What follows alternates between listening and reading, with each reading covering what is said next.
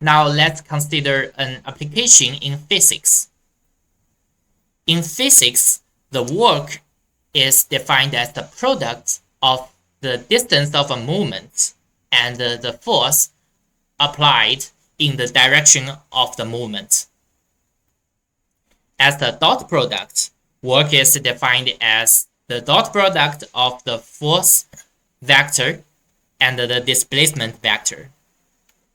In particular, if the force is perpendicular to the direction of the movement, then the work done is 0 because the dot product is 0.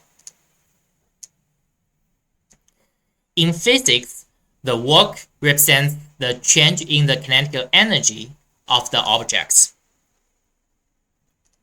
Here is a summary of this lecture. If you have any questions, we can discuss them on Wednesday. Thank you.